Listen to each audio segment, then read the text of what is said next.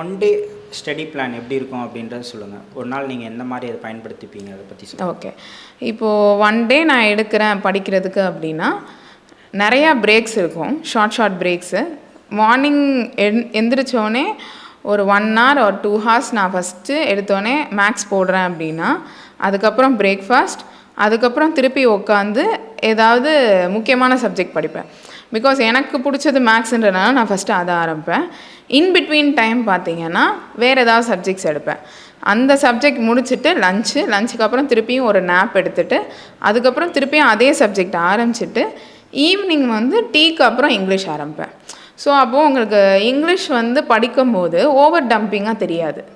இப்போது இதுவே நீங்கள் மற்ற சப்ஜெக்ட்ஸை லாஸ்ட்டாக வைக்கிறீங்க அப்படின்னா படிக்கும் போதே எடுக்கும் போதே என்னடா இது ரொம்ப கஷ்டமாக இருக்கே அப்படின்ற மாதிரி தோணிடும். ஸோ அதனால தான் ஃபஸ்ட்டு பிடிச்ச சப்ஜெக்ட் வச்சுக்கோங்க.